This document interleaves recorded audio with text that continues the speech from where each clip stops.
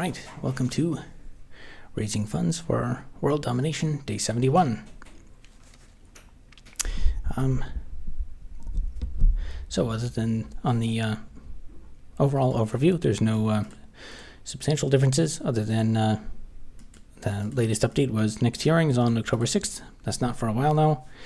And in terms of new work, so today I worked on actually getting the next video out. So it looks like Orthoplex 64, you've already watched the video and you liked the part about the seawater to air heat pump. Yeah, I thought that was interesting. I did some Googling on like what would be some like practical heat pumps for I was thinking like originally ground source, but then later I was like, wait a minute, it would probably get better heat exchange with water. And then I Googled it a little bit, and of course there's that one in, where is it, Denmark or whatever, where they basically have that kind of system. I think the heat pumps are underrated. There's actually some interesting physics that goes into them. Like compared to resistive heat, I think there's a lot of new innovation to be done that remains to be done with heat pumps. Everything you explain so far is everything in the video. What do you mean by that? Everything you explained so far? You mean in the video I released today? Yeah, I have a few more details in there. There's I'm here in the early days of something great. Excellent. It's only day 71. We've got quite a few more days to go.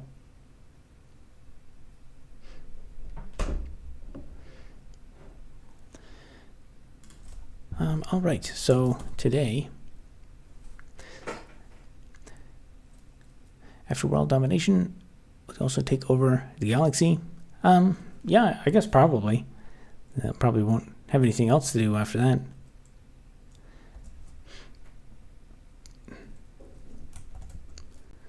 Let's see.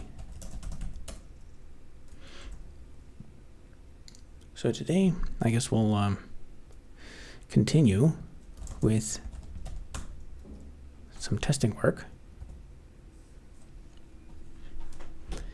I have one more test case to fix with the block mining simulation game, refactoring.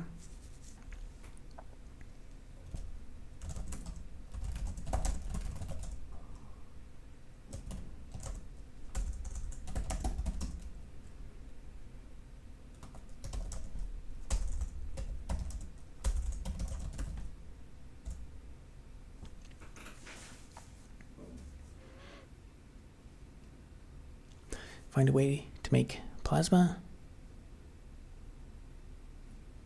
Something going on with the sun. Yeah, I think we're in the end of some kind of solar cycle right now. Will you go by the God Emperor of Mankind? I don't know, that's too many syllables. How is Freedom Day going for all my fellow Americans? I'm not an American, not yet anyway, so I abstain from answering.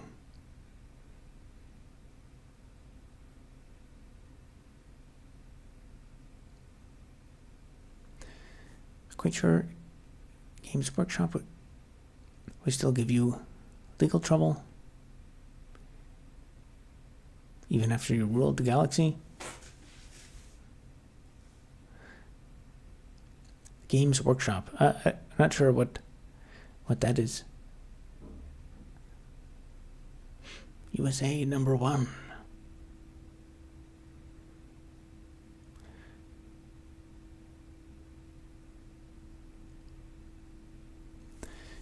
Also, it should mark the age of the Aquarius, right?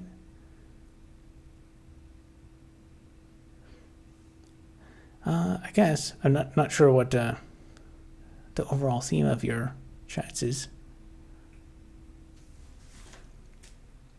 All right, let's take a look at fixing this. So I think the next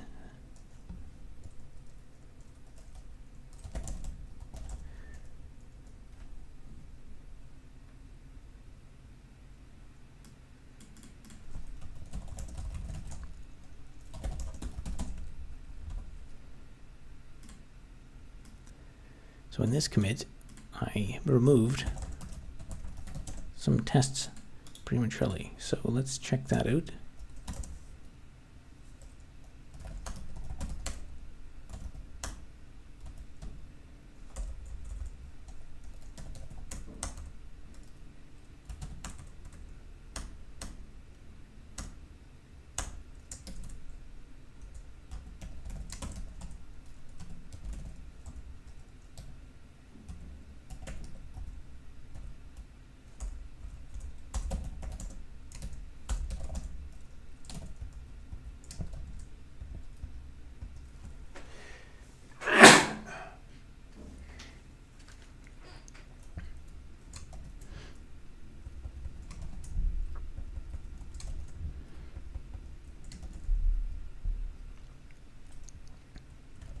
All right, I guess I'm not back far enough.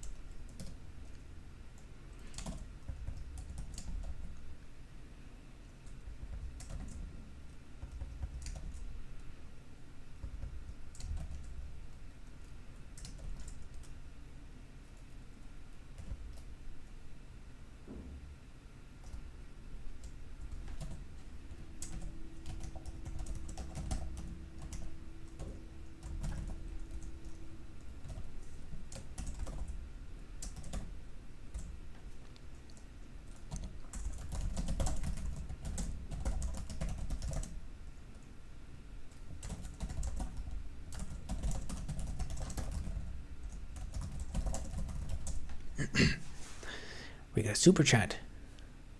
RON 25. I guess that's 583 US dollars. Thank you very much. To it doesn't Miai Lazar. Thank you very much.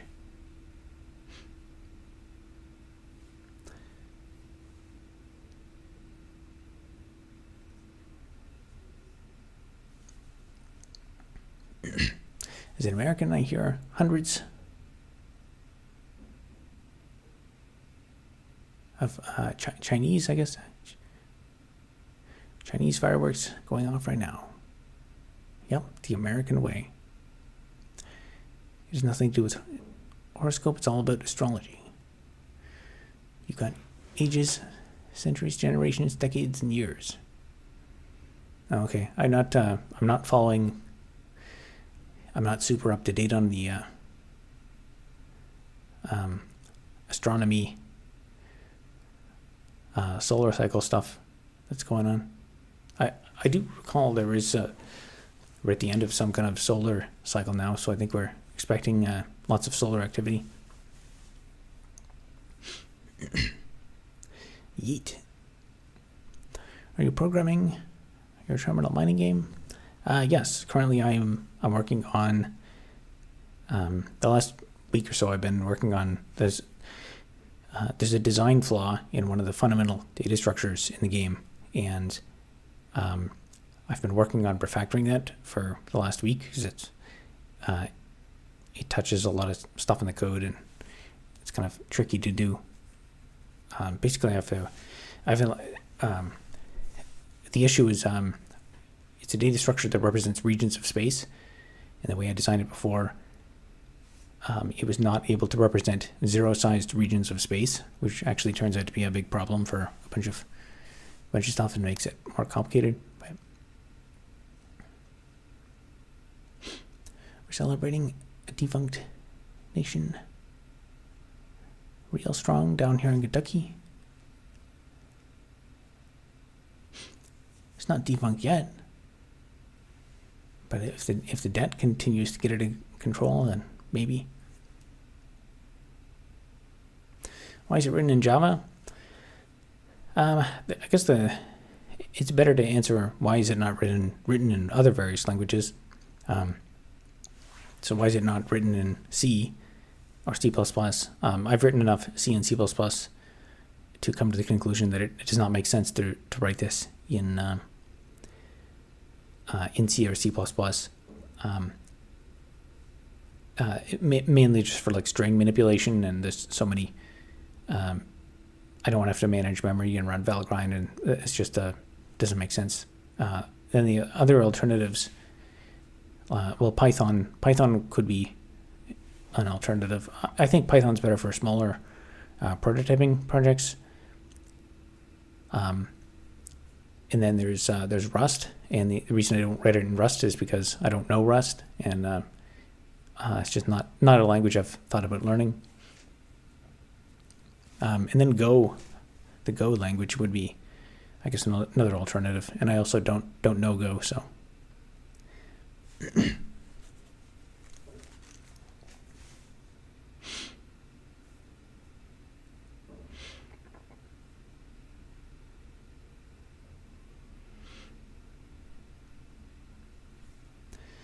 There's some C++. So listen to window resize events. Yep, there's a tiny bit of C++. I finally found a way to do robotics. Simply, I couldn't tell you how many tens of thousands of LC I've written to finally have something working in a few hundred. Interesting. Tens of thousands of lines of code you've written. I guess if you have the libraries, like there's a lot of Arduino libraries for stuff, but then depending on what you're working with, you may need to write your own libraries, and I guess that's the way hardware works. It's easy if someone else wrote the code, but I guess I'm not sure at what level you're working with robotics. C and C++ are a pain. Yep, they can be. I mean, sometimes you have to use C or C++. Goes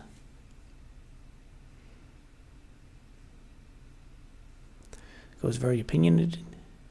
Either love it or hate it. I have never even gotten around to trying it.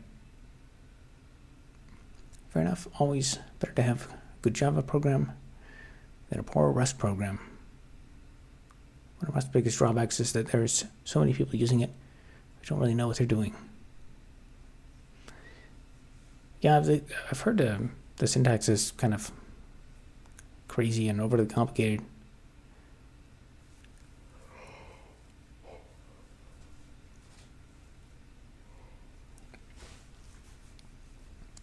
I need you to just stay away from Go.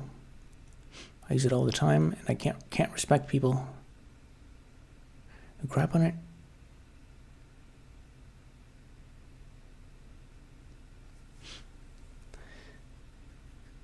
Well, I've heard good things about Go, so at this time I have nothing bad to say about it.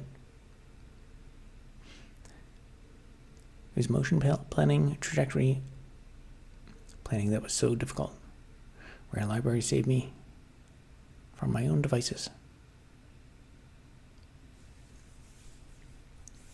Yeah, I would imagine that would be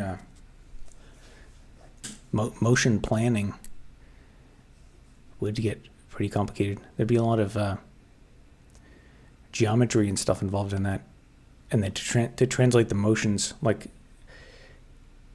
planning out like a robot arm motion to have like the minimum travel time and stuff, and to not hit itself, and to like taking the physics too about having like a dampened motion and stuff. I'd imagine that's complicated. Go is a language I love and hate, but the results speak for themselves. Will you find a GitHub project that claims to solve your problem? It's ready and go. You know it'll work with no issues.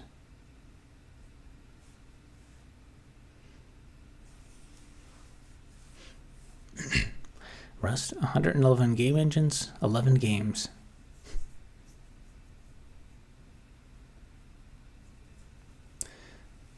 Just, Go's syntax is incredibly simple. That makes me like it even more. All right, let's write some code.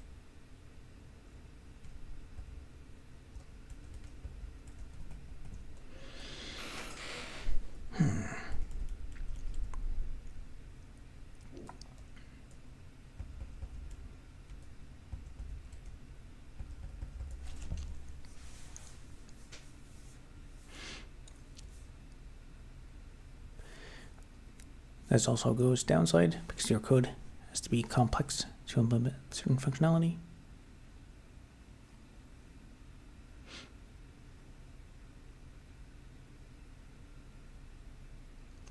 Honestly, if you know Ray, and you generally keep shared ownership to a minimum, then you don't need Rust. It seems like I think the whole borrowing feature is an interesting concept, but it seems like I don't know, correct me if I'm wrong, but it seems like something you don't need an entirely new language for. Like, why can't it just be implemented in other languages using some kind of syntax or like a specifier or something, or an annotation or something? I know you were mentioning trying Cloud the other day.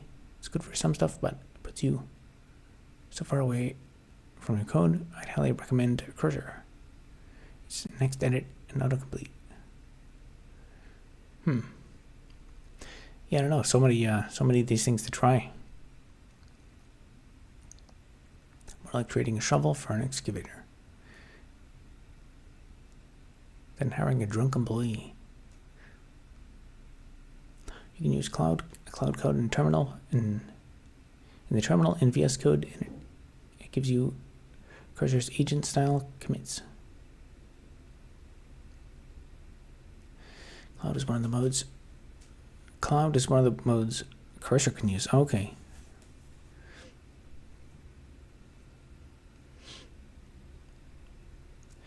trade-off between this and the legendary leak abstraction. C and C++ still lack reflection.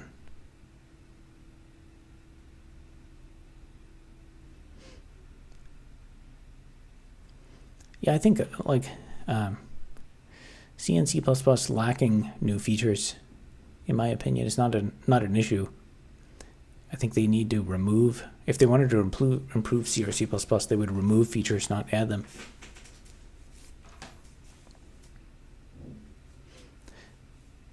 Agreed. I don't see why a borrow checker couldn't be a static analysis tool.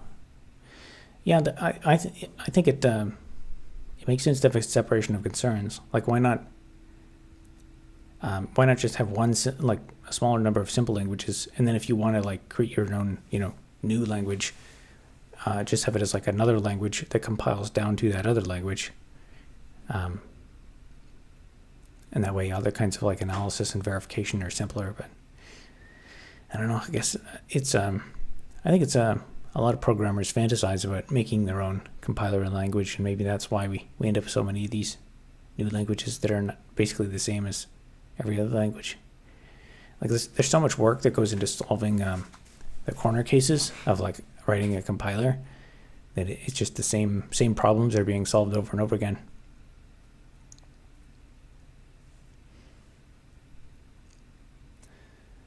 Solves a function coloring issue. C++ need reflection. That's why you ain't using stupid macros. It's riddled with footguns. Yeah, that's another place where I think it would almost make sense to have like a different language for C++ that's like above it, and then that language would compile down to C++.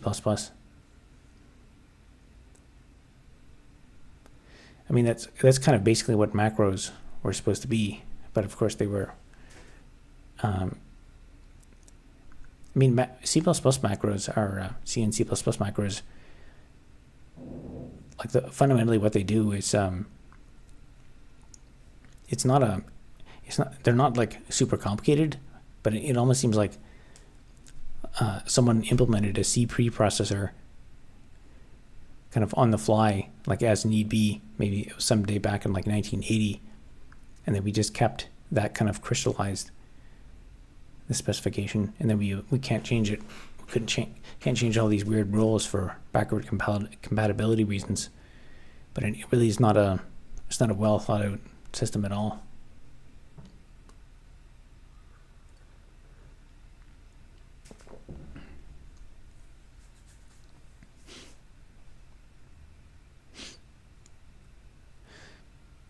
You said it solves the function coloring issue. You mean Rust? Does that answer the question about why it can't be a static analysis thing?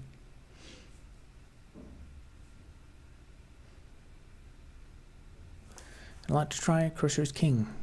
There's the reason. It was the fastest company in history to hit 10 million, 100 million AR. Cursor is nothing compared to Cloud. Or Claude. I guess I'm mispronouncing that.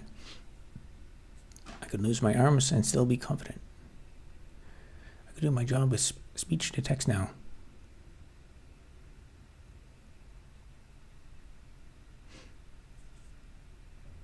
Interesting. Yeah, I mean, that's why one of the things I was thinking before is that this is going to open up the surface area for potential programmers so much with AI coding, like random people, like random old people who have never done any programming could just like start asking, ChatGPT about write a program that does this and change this and that. Sig macros are best, basically. It's Sig code that runs at compile time.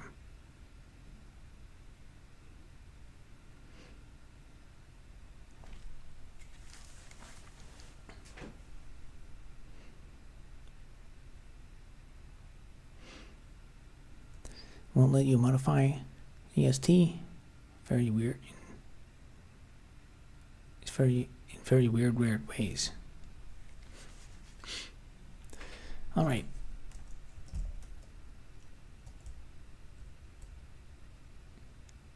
So what I was planning to do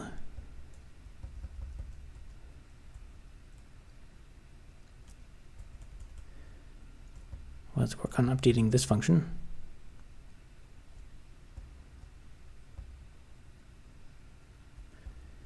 And I guess I should probably set this back. So I think probably the new one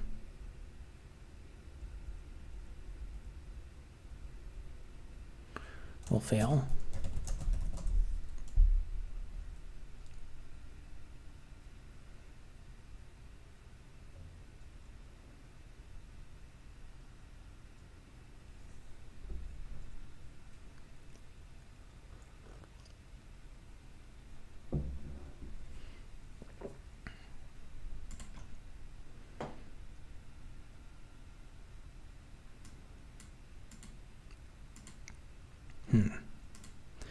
Interesting.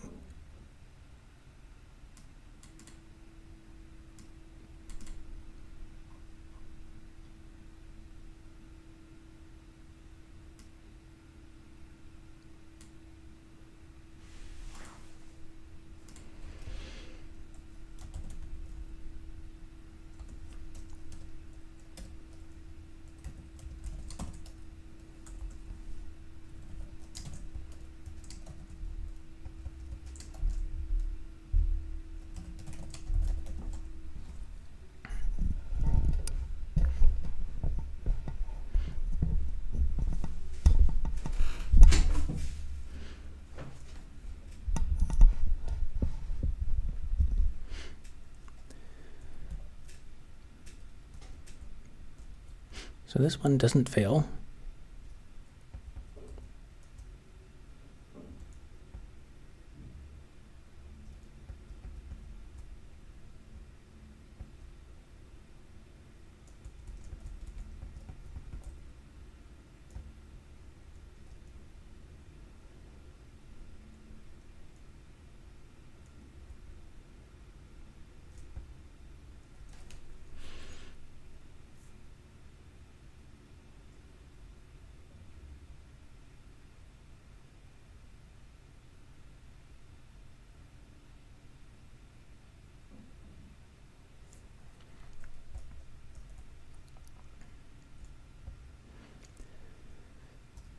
Maybe I don't need to do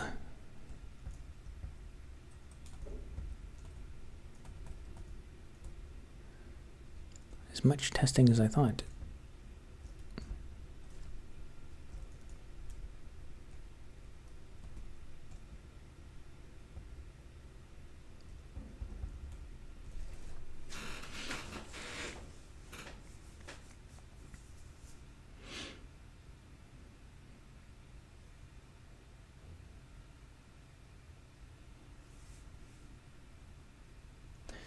Ever see yourself getting a dev job again?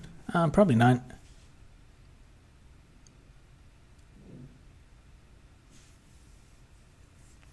Zig solves function color issues with their implementation of async. In Zig you pass allocator, an IO to function uses it.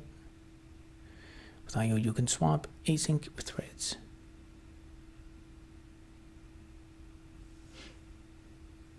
Interesting. Actually, I actually don't even know what the function coloring issue is. It's a graph coloring problem or something.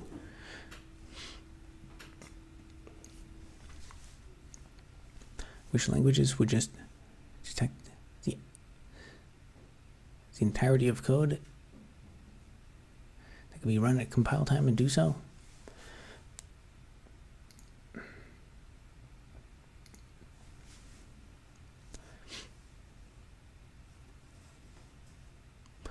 GCC can do that and just save the output in binary. So that just sounds like dead code detection. See, compile time Might make it even simpler.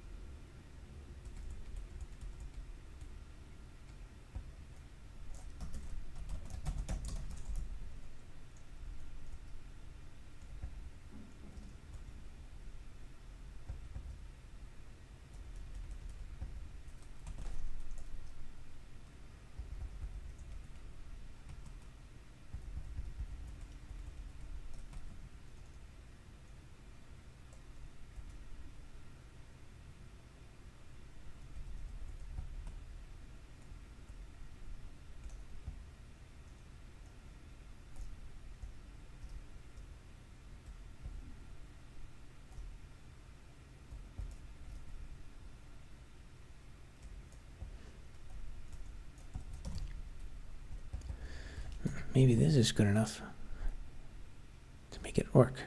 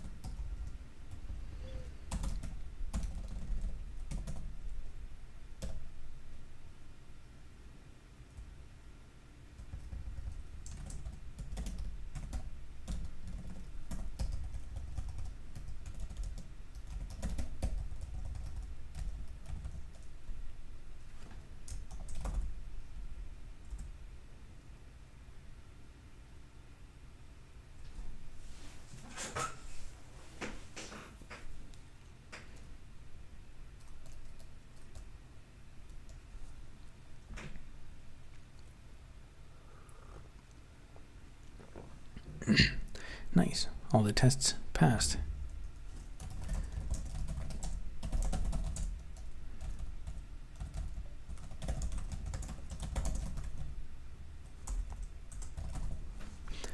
Nice. We got a super chat.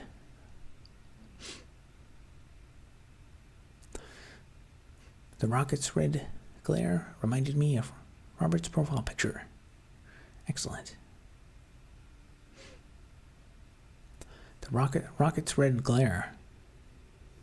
Was there a rocket lunch tonight? Or the I guess the fireworks? Yes. Mr. Goodrich is back. Thank you very much for the $10.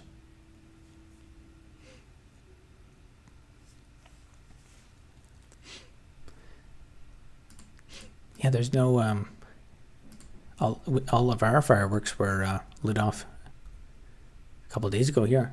I don't hear a single fireworks out here. I guess these days you'll get arrested for treason if you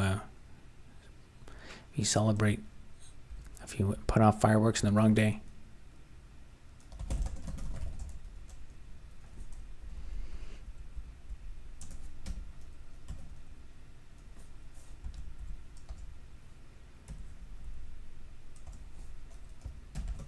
So I copied this function in, but I guess I don't need it.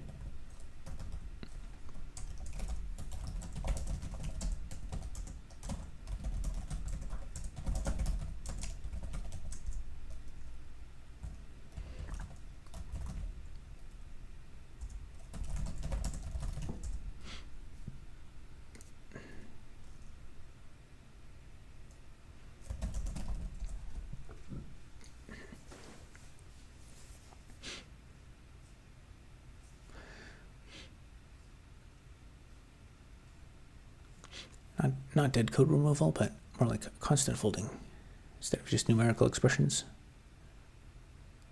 B, but side effect free code in general. Yeah, something, I think there's substantial innovation to be had with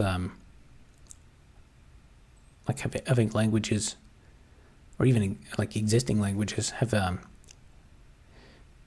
better specifications around interfaces and, importantly, around linking boundaries. Because if linkers had more information, there's a lot of optimization you could do, not only at compile time but also at link time. And that in C, I think there's a lot of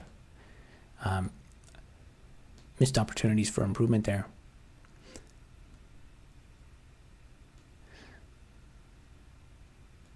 Sam sent one Robert Elder Software gifted membership. Congratulations to Cyberperson for receiving a gifted membership. Thank you very much.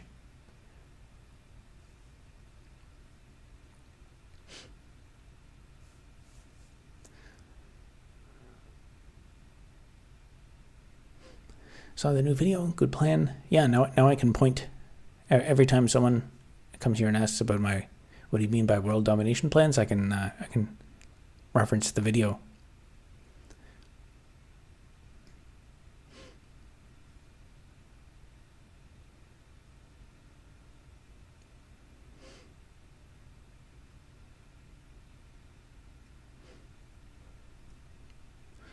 I stepped outside. As some booms went off, a snide comment that we're under attack. Do you remember that our freedoms are fleeting? Yeah, there's lots of crazy stuff going on in the world. Hopefully things chill out for a while.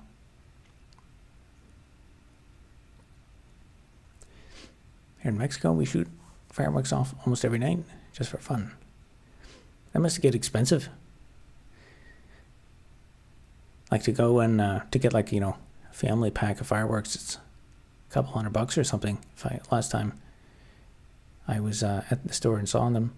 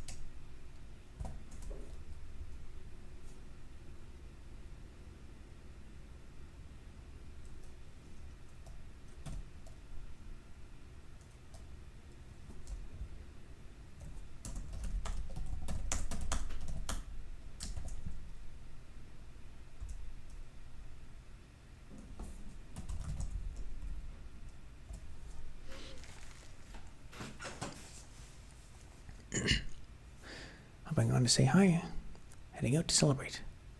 Have a good one. Thanks for stopping by.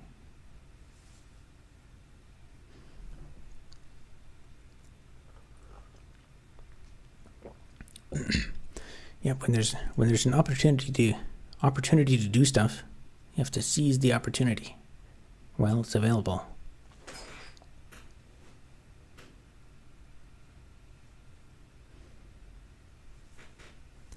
Wonder if Robert could release this on Steam as a Linux-only game. Run on Steam Deck. For now, I'm not really going to even consider Steam. I I think if it got good enough that like at this point I don't even think like anyone actually really plays this. Yeah, I don't know. I think there's a bunch of UI stuff to fix. I think probably the next major thing that I would work on is actually multiplayer. I think the ability to have other people join the server, even with like how primitive it is right now, because I think that would.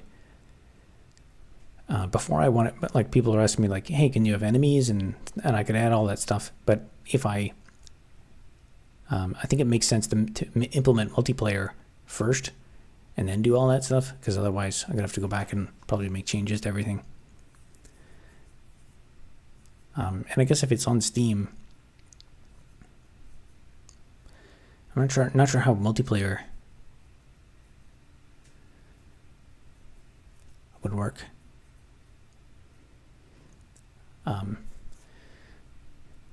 The ideal thing would be that with multiplayer it would be all in one jar, so it'd be just like the Minecraft jar. But I think probably a first version of it will probably involve like there'll be a separate single player, so there'll be a single player client, and then you do a different Maven make command to make a multiplayer client, and then there's also the server, which would actually be hosted by Tomcat, so it'd be a WebSockets server.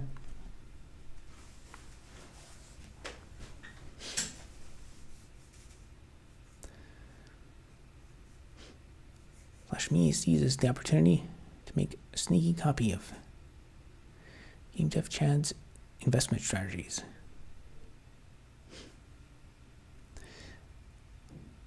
Yeah, I guess so far it sounds like what he's done has worked, but I hope for everyone's sake that everyone makes a lot of money in the stock market, but it's harder than it looks. It's easy to make money in a trend, but then when the trend changes, it can be rough. Speaking of multiplayer, I need to read the r/out of the loop boost for Stop Killing Games. Yeah, I've heard a bit about that drama. I see a lot of like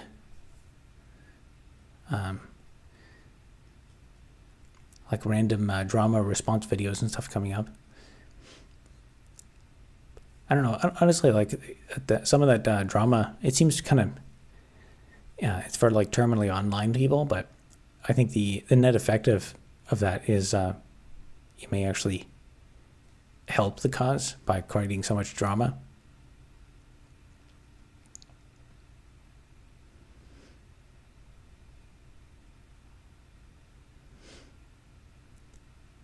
Steam policy still says the current version of Windows must be supported before you can publish. Interesting. Yeah, I'm not going to be supporting Windows anytime soon. Well, I actually depends. I guess I could probably try running it on Windows, but it probably would run. I can't see why. There's the JNI library stuff wouldn't work, but it's probably not that difficult to build something portable. Scariest trading advice I've heard you give is that you can even correctly predict a future event, but then the related stocks have no or the opposite change than you thought. Yeah, that's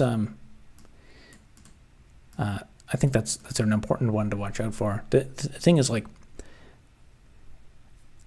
making correct trades. Like if you can reliably make correct trades, you can literally print infinite money. Like until you start, actually moving the market. Like you're not going to move the market unless you buy or sell more than like $1 million worth of stuff, or like even up to tens of millions. So theoretically, like if you really think you have an edge, you should be able to trade yourself up from nothing to like tens of millions. And then the question is why Why do so few people do that? And some people do that. And if you look at their trades, they have like, they made all their money on like 9 consecutive trades where they, you also have to factor in, there's like ratios to describe like what percentage of your total equity is at risk on one individual trade. And if you go into like actual trading shops and stuff, they keep track of those metrics to I don't know what it would be, probably like, no more than like 1% of the firm's equity should be exposed.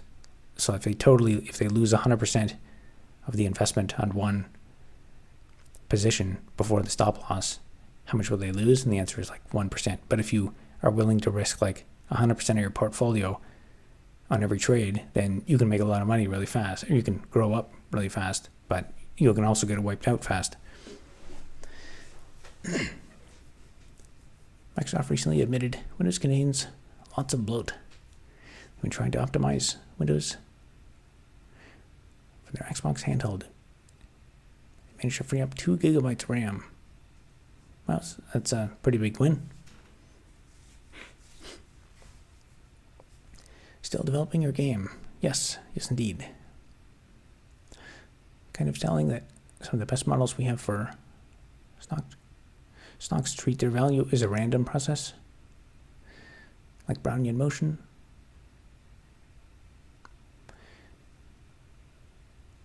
Yeah. I mean, I'm sure there's lots of models out there, but if your model has an advantage, it finds something that's where it's actually deviating from that. And fundamentally, I think it also doesn't really make a lot of sense to look for like random patterns that you can't explain. I think you're also at an advantage if you find a pattern and then the pattern can be explained by something meaningful.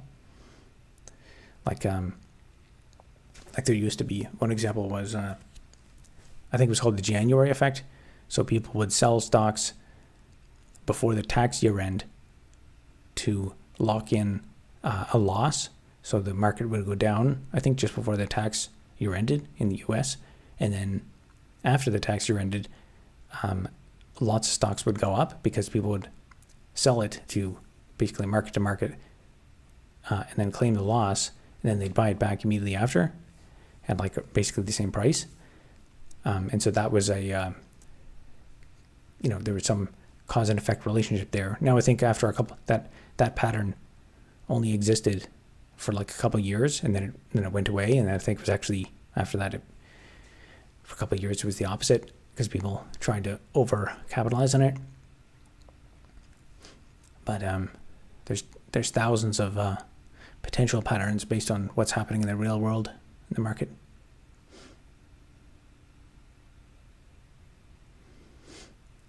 If it wasn't random, someone would spot the pattern, exploit it, and cancel it out. Yeah, it's tons of people.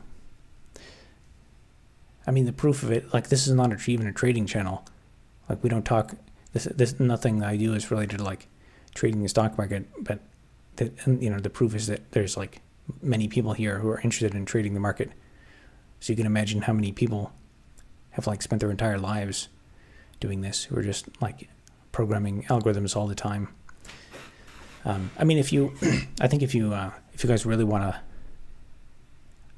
if I was going to be hardcore at this, I would actually start researching stuff more like signal processing. So take a couple courses on digital signal processing of like, Fourier transforms and things like filtering. Learn about digital filtering. And once you think about like the generalized concept of extracting like a signal from how to extract a message from a noisy signal, from the mathematics of like how do you extract the signal, the carrier signal from the Voyager space probe? Like there's a lot of complicated math involved in doing that. And then, so if you want to like look for these, deep hidden patterns or something, learn about that and learn like of the,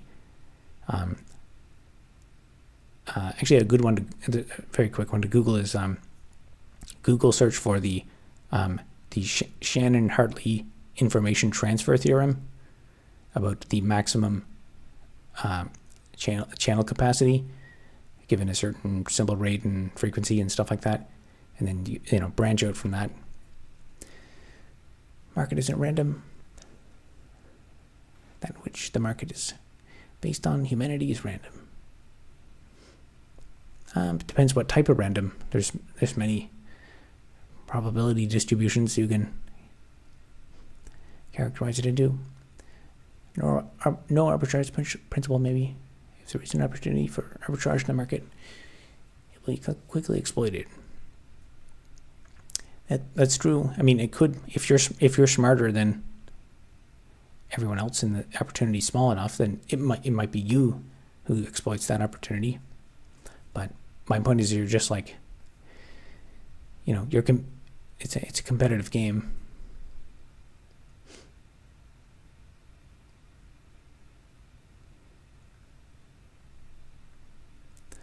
At one point I thought it'd be funny if someone made Linux only software and just never stayed it anywhere, just like a Windows software does.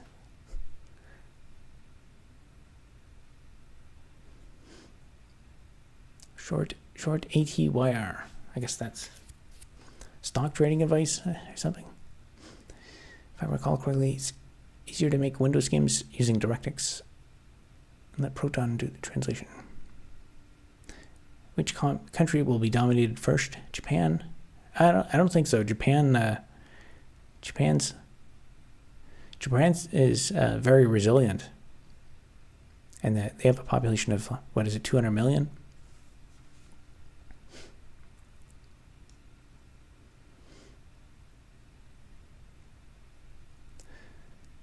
I'm getting behind a chat tonight. I'm gonna skip some.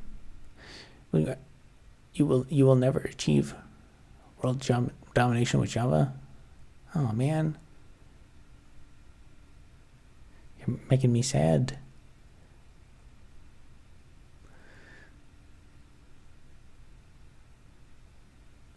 A lot of AAA devs switched to pure Vulkan renderers.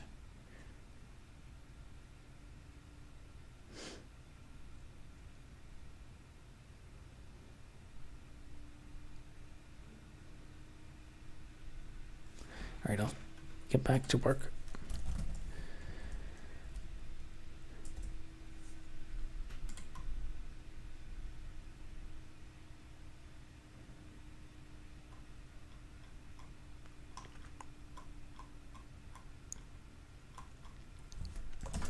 Oh yeah, I guess I got a bunch of, there's still a lot of stuff to convert.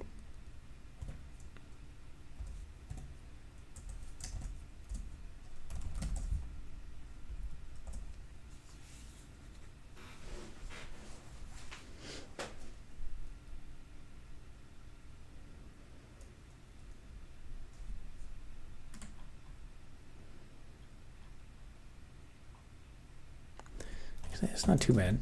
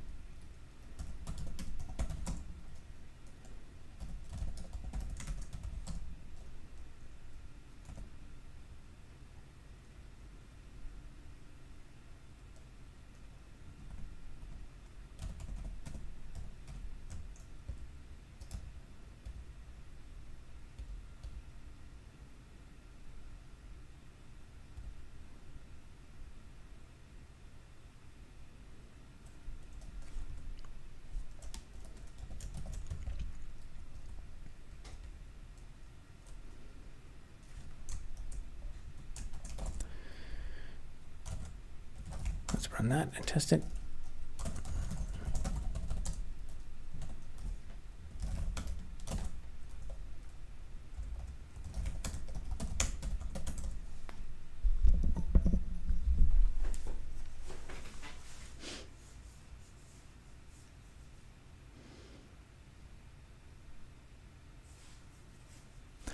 My faith, Robert, you're a pretty cool dude. Excellent. I'm glad to hear that.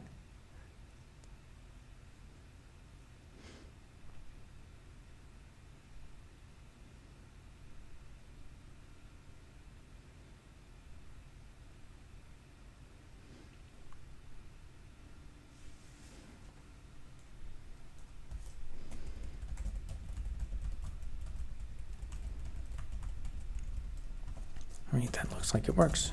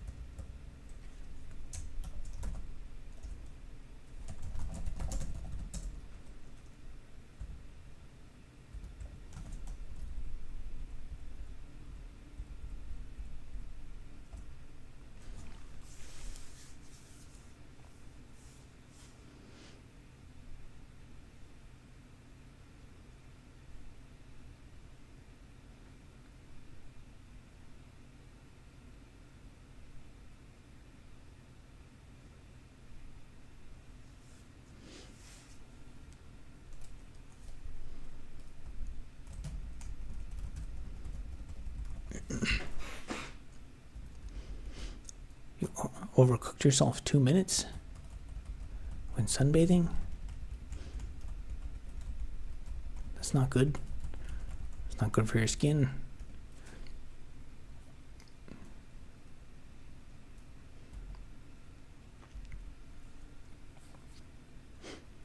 I don't do game dev myself, but people I know don't like Vulkan. Interesting. I haven't even what exactly is Vulkan? I'm not familiar with it, which I guess is not surprising because I've never done actual real game dev.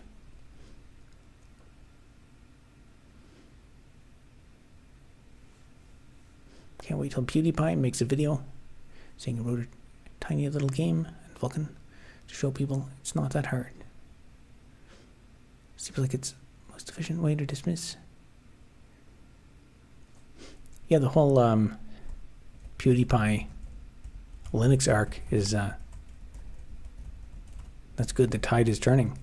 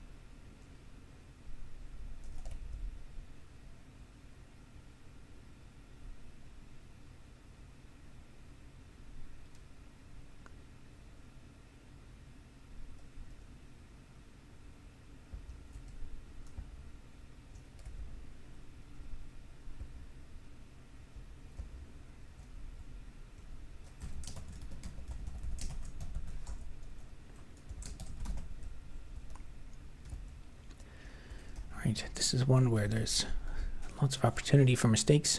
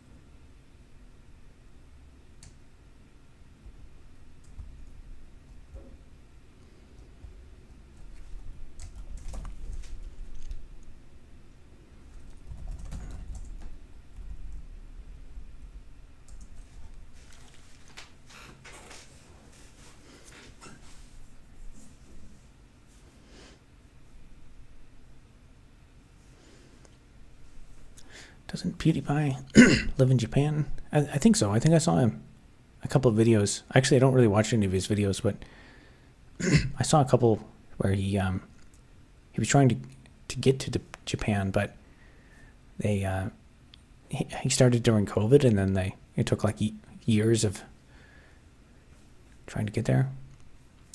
Vulkan is a low-level graphics compute API, like OpenGL. It's a graphics API, and Vulkan is GPU API. Okay.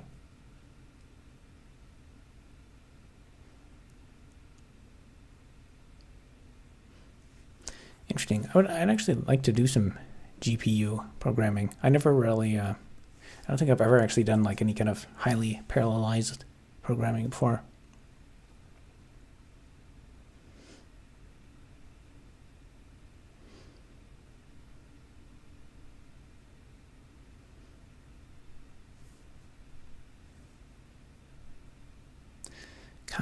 Kanzada Vlogs says, hi again. How's it going?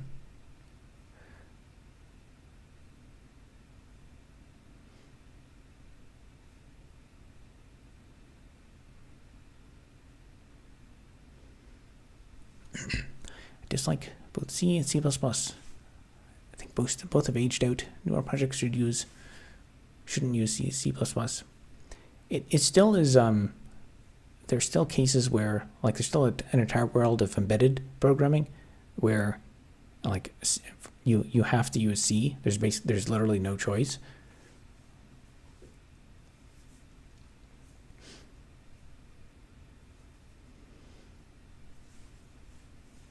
Embedded C is different, a much smaller subset of C. Yeah, it depends. It depends what toolchain is available for that specific thing you're building.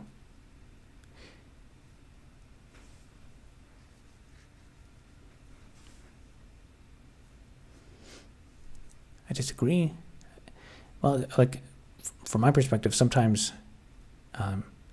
like, if you want to code for a certain platform, you Google it, and then you get instructions on like what is available, and if there's I mean, most of the time, most of what I've seen is it is still like pre-2000 era C, but I think some of them probably there's probably a C++ compiler that's available for it. Although I don't know, with now that we have like Clang and LLVM and stuff like that, and the kind of abstractions with compiler backends, I don't know the latest and greatest on building. I would say I have only created a cross compiler a handful of times. It's not something I'm super familiar with. And you still don't know that embedded C, a lot of functionality is not allowed. And you still don't know that in embedded C, a lot of functionality is not allowed. I am aware of that. I mean, a lot of that is often just because it's like it's not implemented. You have like a crappy compiler that doesn't. It's just like, and a lot of it's like the footprint has to be small. Like the C standard library, it'll have like a trimmed down, copied and pasted version of the C standard library that doesn't implement certain printf flags just because they take up extra bytecode because you're constrained. No dynamic. Yeah, that's a big one.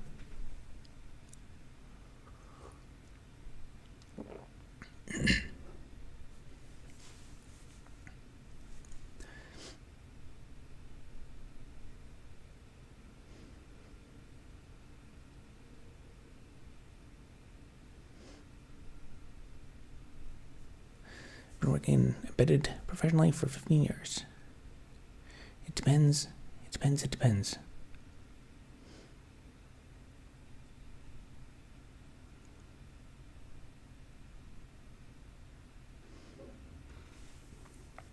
You're confusing embedded with JPL standards. Do you mean me?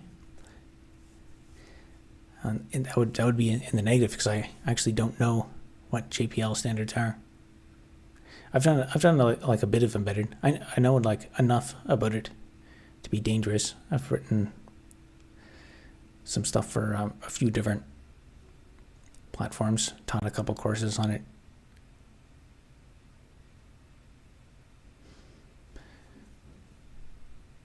The plans for world domination are so far the best plans I've heard from anybody who tried to be the world dominator. Excellent. That means I'm on the right track.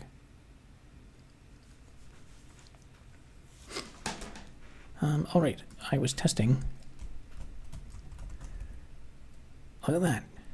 It crashed.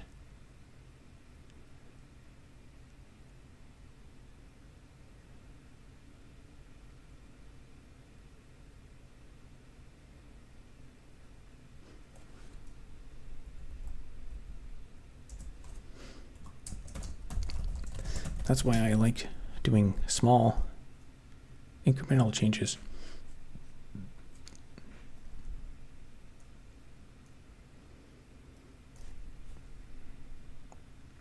So that should work.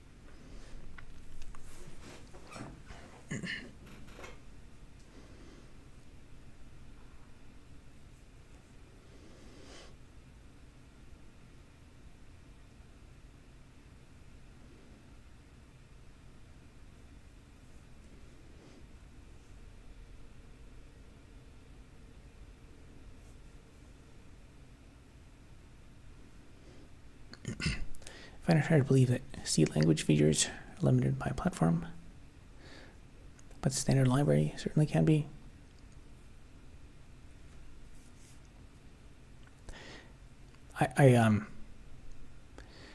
One thing I'll never forget.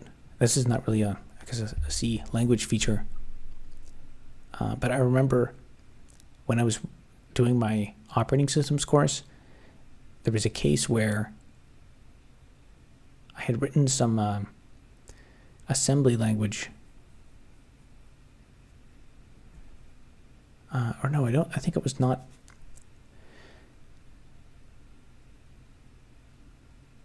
Oh no, it did not involve any C code. It was code I had written, and I was using a VA list for a variadic argument list, and in my code, my C code would compile when used with, I think, I can't remember which way it was, with high optimization. But then when I compiled it with low optimization, it would give me a compile error, or it might have been the opposite. And I thought that was interesting that the compilation failed depending on the optimization flag, and it was because of it did not use the frame pointer or something, and in the higher optimization.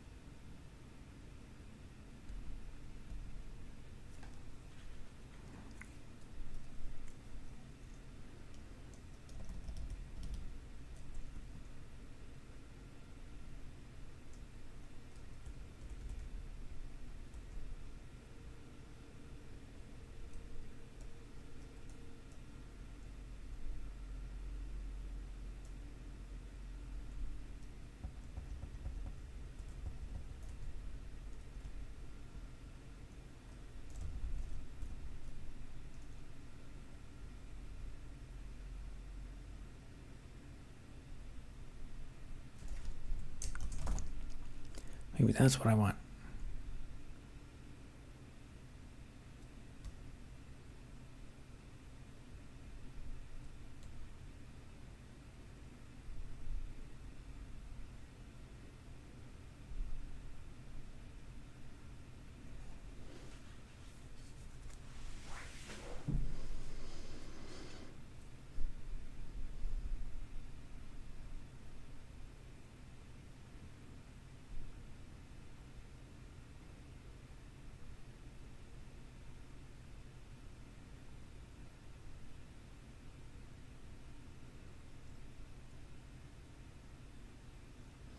Or is it?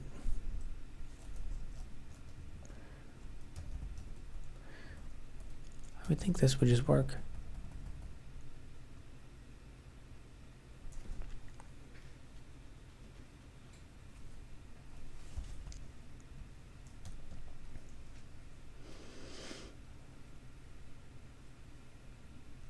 I decode with that syntax highlighting. Everything is just green. And it's good enough.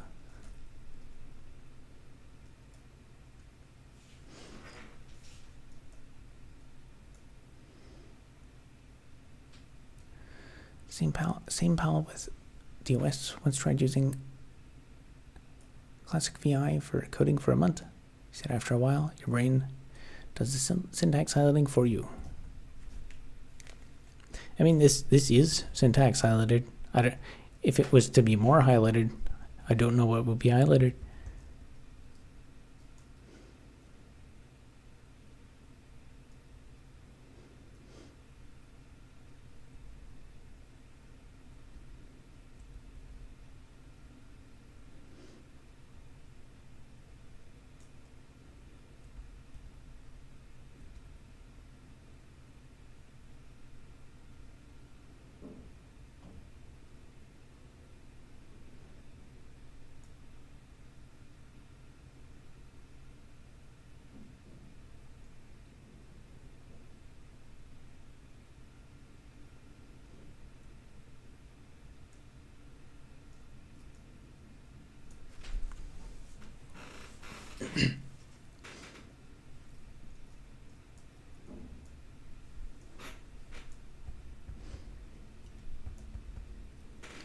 If you're making like a low stakes, like Arduino thing or something, you can implement malloc.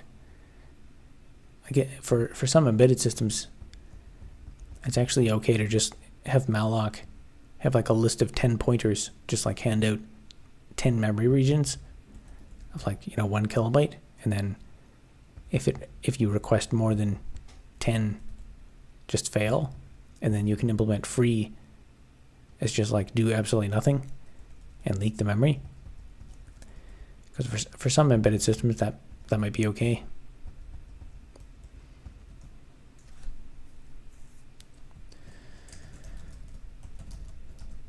All right, I'm not sure why that is not working. Let's do this.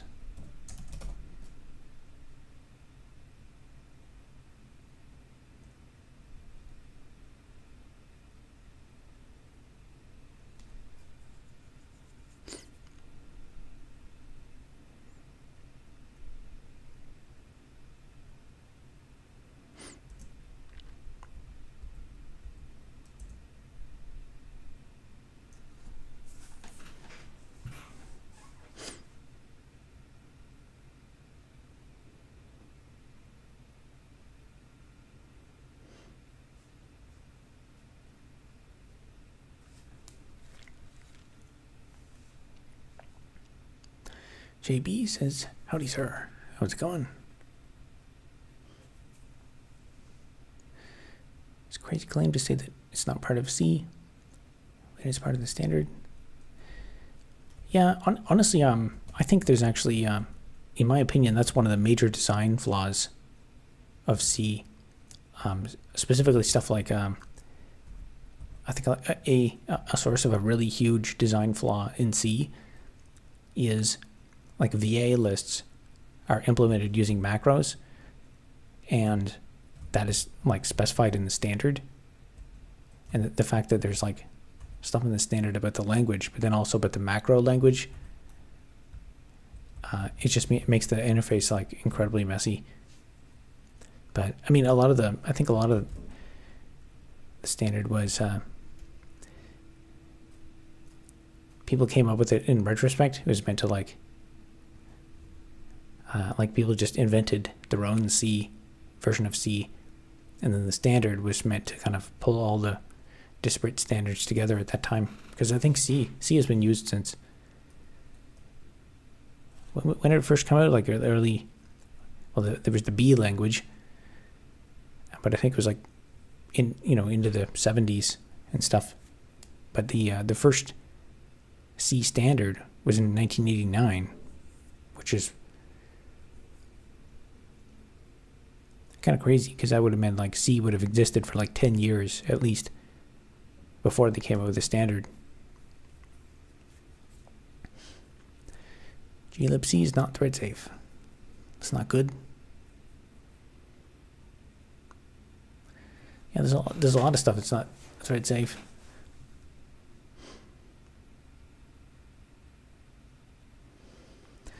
Macros and header foods. The one thing I truly dislike about C, for sure. Also, function signatures in glibc are a mess. No one can change them because they're standardized. Yep. Set env can cause segfault. Excellent. I didn't know that. Free remote code executions.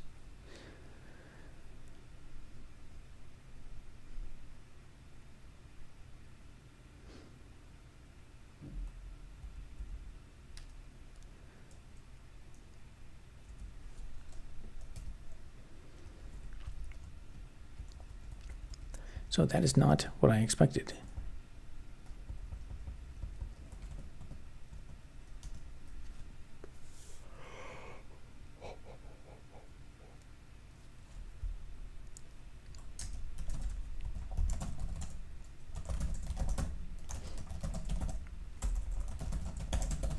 Why is this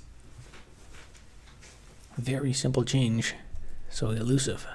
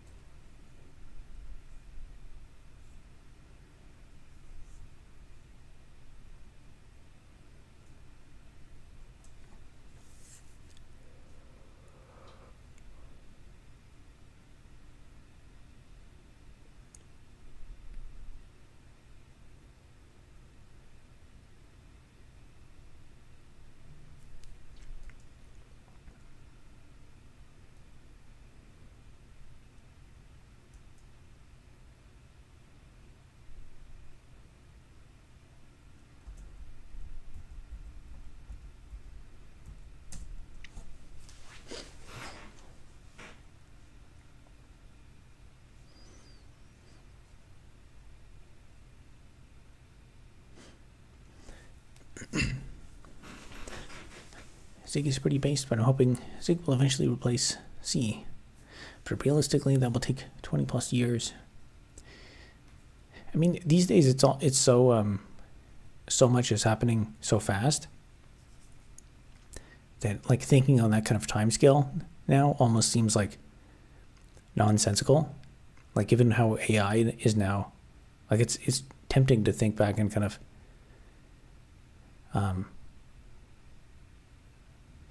like you can think about how C has evolved over the last 50 years in terms of syntax, but in the next 10 years, how much is C going to evolve with AI? The rate of change we're about to go through is incredible. I've seen that extension before. Larger projects, never really looked into it. Separate language called M4.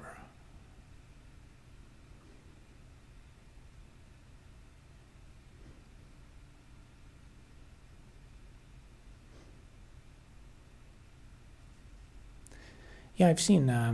Actually, I remember that from when I did the Linux from scratch project.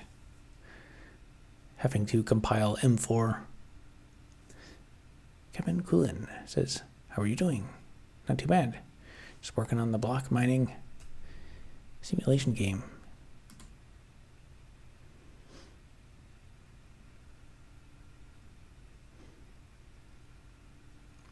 C with AI sounds like even more zero-day vulnerabilities. Yeah, I mean, what if AI just like totally goes crazy? Like, what if we get to a point where you can just ask, where like you can build your own local model with like super optimized local language model, and you can just ask your own like personal chat GPT, like find a novel 0-day in C, and it'll just be like, certainly, here you go, and then you just can copy and paste it, and we have like a 3-week period where literally every piece of software ever gets hacked until we like basically have to like shut down everything and then use AI to patch everything.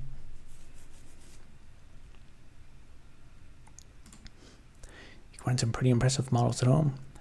Yeah, that's what I mean. And like imagine like if you're a criminal and you've got some money to burn, like imagine just building like criminal enterprises or businesses now. If they can people can get $100,000 to mine Bitcoin, you can get $100,000 to like build your own amazing chat model. But he's rigged up an array of 8 GPUs to run Llama 432B. Don't care how many AI bros claim AI will replace devs. I don't think they'll replace devs, but I do. They definitely are.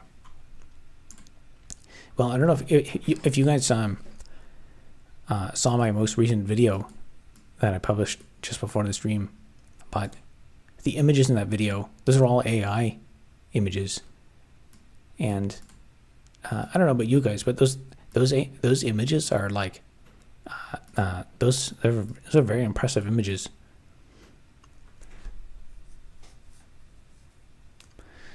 So far, they replace junior engineers. Yeah, I've yet to really mess around with it. That's my next thing to work on. I focused all my attention on the last video, so that's out now.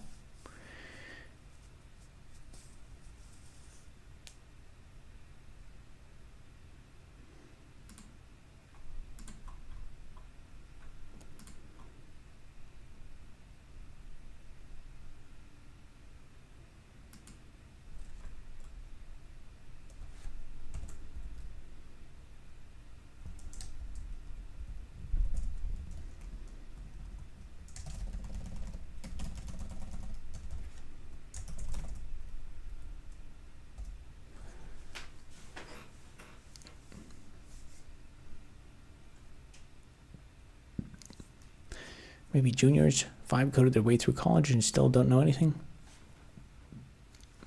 Man, AI is taking over education now.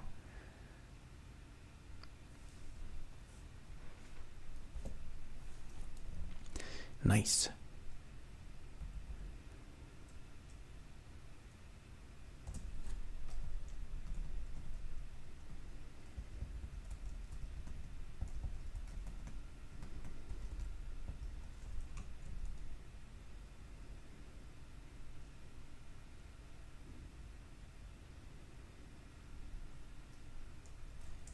Well, maybe that's why. Because it's in 4 dimensions now.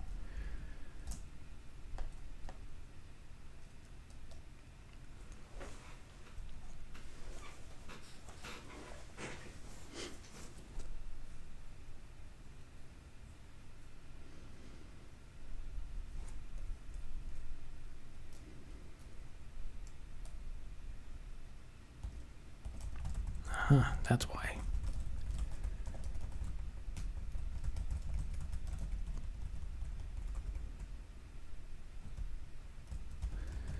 All right. At least I know to do that now.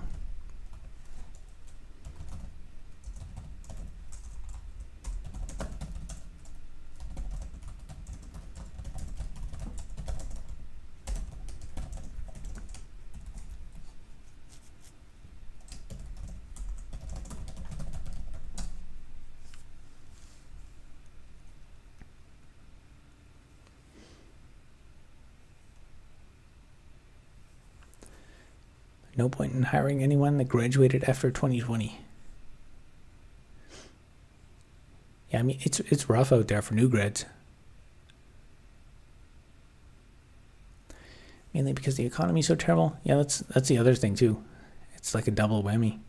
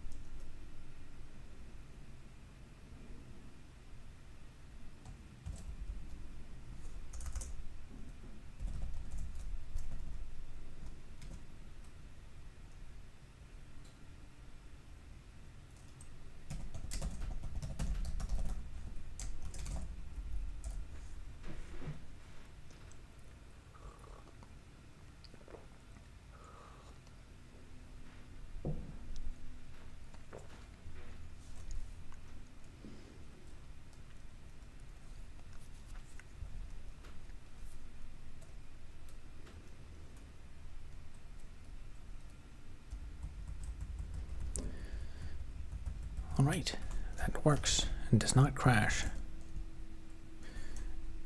Actually, let me test more.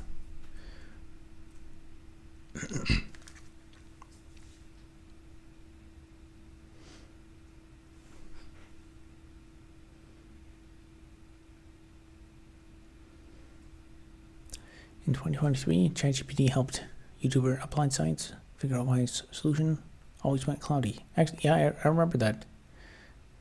I remember him referencing that in a video.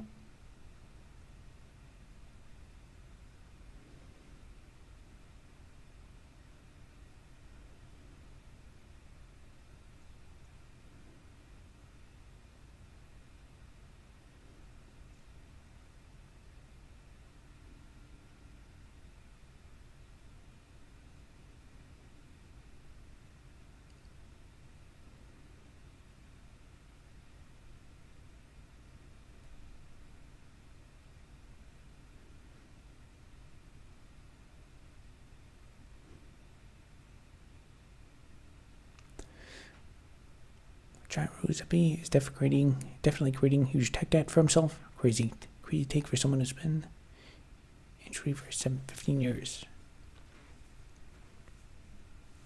Not seeing it yet, is in not seeing the advantage of AI tools or AI code.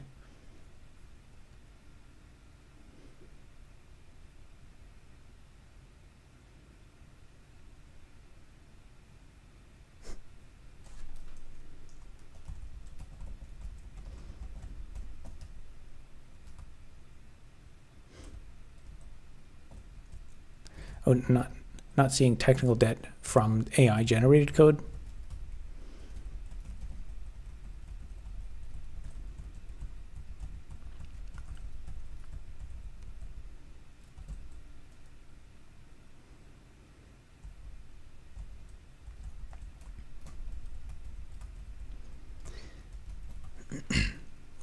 Yeah, you seem a little bit angry tonight.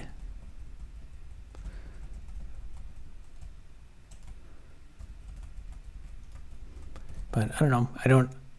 I'm not sure I trust arbitrary AI code. It really depends on whether people are reviewing it. It's really up to how good of a job the human reviewer is doing.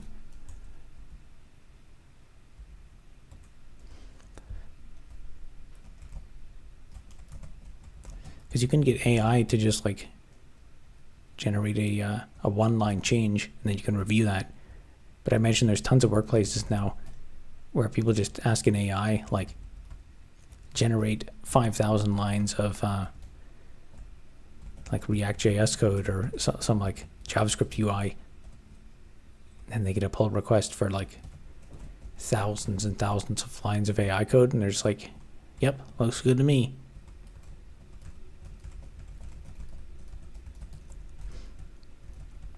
So I guess it depends. I think like if the person reviewing the code like learned how to program many years ago, like if it's someone who has been programming manually for like 20 years, that type of person reviewing AI code is probably, as long as they're reviewing like, less than 100 lines or something, it's probably pretty good. But I would imagine like the junior developers right now who grew up with AI code, reviewing AI code, that's probably going to lead to some pretty terrible results.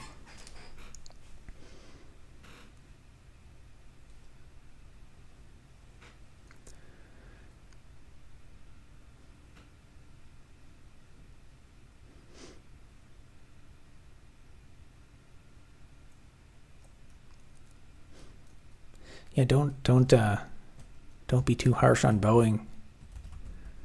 They're very, very powerful.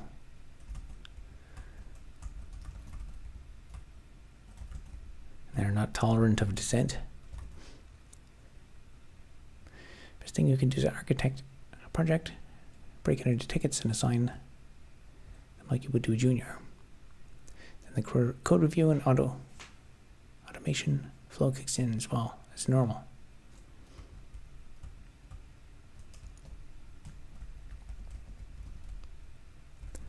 Small deliberate commits. Yeah, that's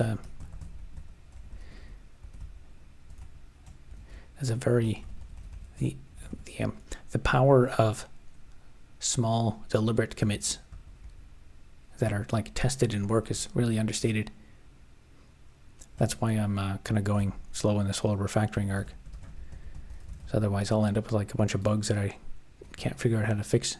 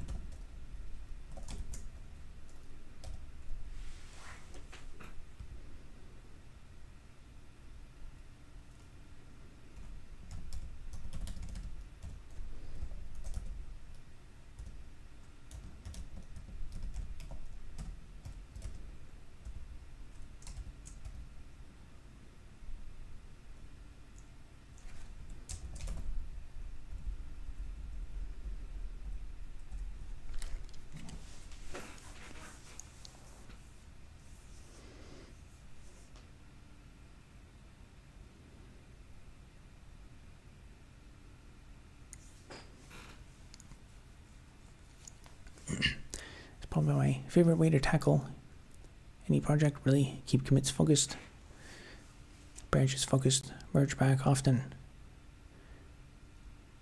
At least a div branch, if not master. Yeah, it's I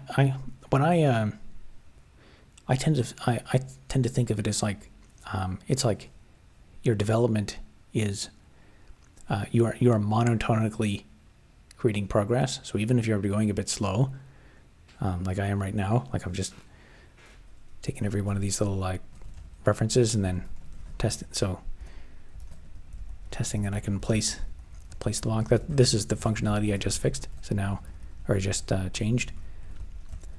So now I know that works.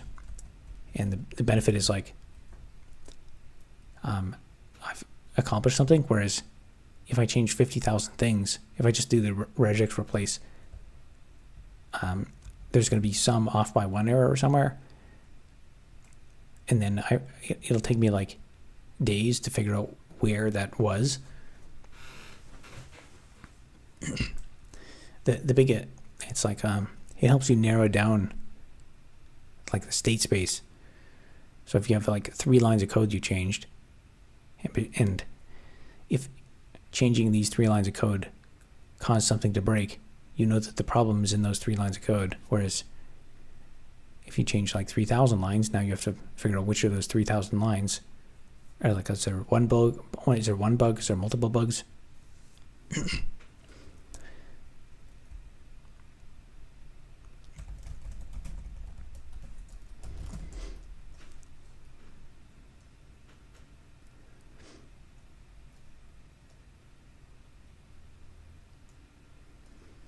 we all want to do in a project, having multiple people, which you don't get to pick. Quickly realize it's almost impossible. No matter how many times you tell people not to commit to master, they still do it. In their heads, they imagine their explanation they use to justify it.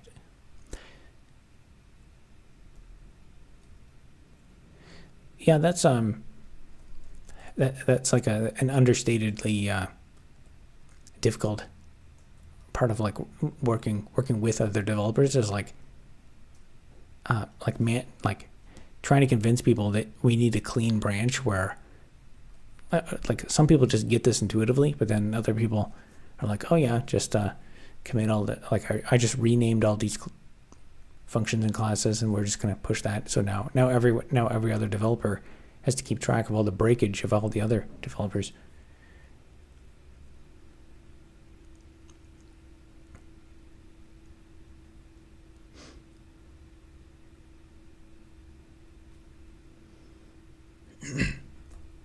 I don't care where you all work, where juniors can push to master without any guardrails.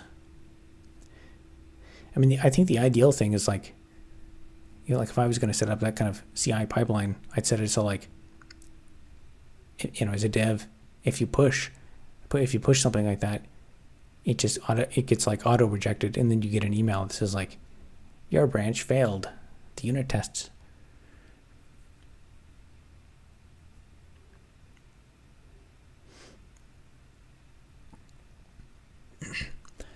Much better to just let go of people who fail to follow simple instructions after being told countless times.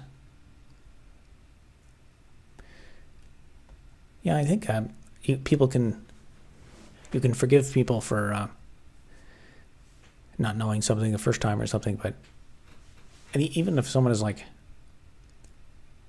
really, really behind or like doesn't know, if like you can tell someone something.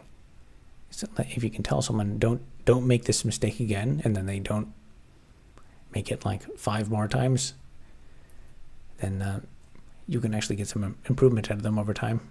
But if they just keep making the same mistake, it causes a lot of problems.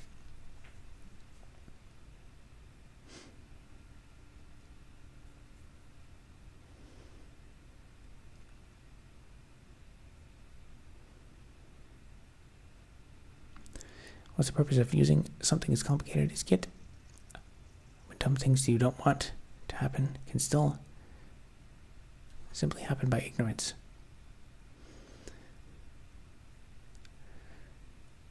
Well, I guess Git is not really. I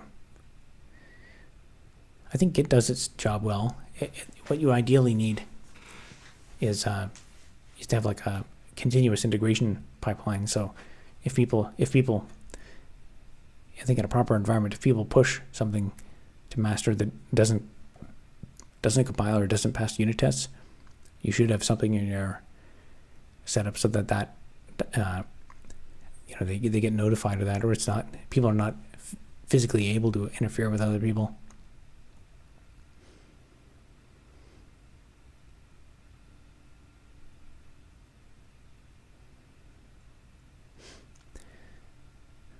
One organization adjacent to me, very large, don't have pre-merge checks. Break builds for hours, if not a day.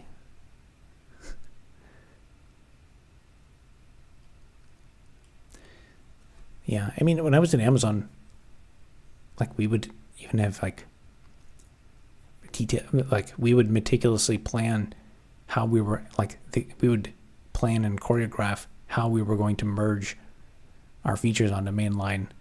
We'd have like meetings, say like, how do we merge this so it does not, so we're not stepping on each other's toes. Because if you know, for some of the stuff, if we merged it in the wrong order, it would just like totally break and cause customer issues.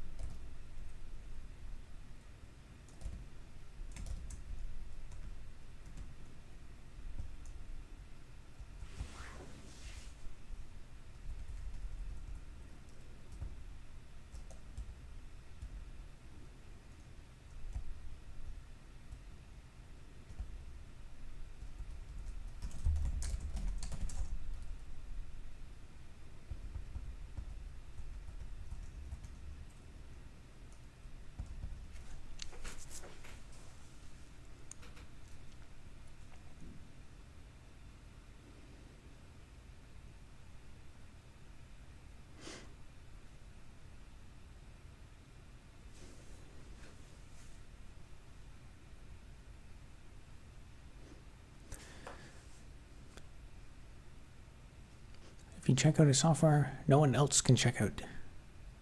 It's a very strange workflow. I used that was one of the first source control tools I used. I don't think it was called that, but it was a Windows thing, and it was exactly no one else could. Only one person could check out the file. Robert, your Core Utils Video Man series was great. Anytime you might want to do something similar, like with functions from glibc or some basic Apache Nginx stuff. I really like the concise documentation in video form. I would like to do more, but the key issue is just like economics. It was kind of a gamble to make that series. I put a lot of work into it, and I had hoped, like at the time, Shorts did not make like really any money, and it still doesn't. But I thought at the time there was a chance that, like, in order to compete with TikTok, because this was back when YouTube was really afraid about TikTok overtaking it, and Shorts was blowing up. They were really pushing Shorts, so I thought this might be a good growth opportunity. And the Shorts monetization was terrible at the time, but I thought I actually tested out advertising a short, and I realized that like the difference between how much you're charged to create a Shorts ad versus how much they're paying creators was like 100x. So that led me to believe they were probably like testing like probably the Shorts delivery, because then when they originally introduced ads, they didn't really push them very hard, but then now they're pushing them more and more to monetize, squeeze more monetization out of it. So I kind of predicted, I had hoped that maybe they would ramp that up and Shorts revenue would go up a lot. That did not happen. In fact, it's actually gone down. So it's at this point, it's not really, I could do more, but it's not economic, and I need to focus on other stuff that actually brings in money.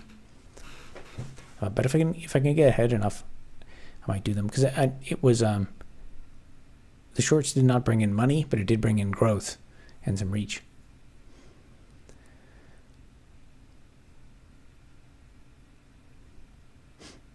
Perforce is popular in ASIC design for some reason. I think Perforce is it's like one of those highly proprietary licensed pieces of software, so it would make sense that it would, in places that make ASICs, they would have the money to pay for it. Didn't notice you drop a new video, Robert. Yep, I've my dry spell is over. Finally got a new video out.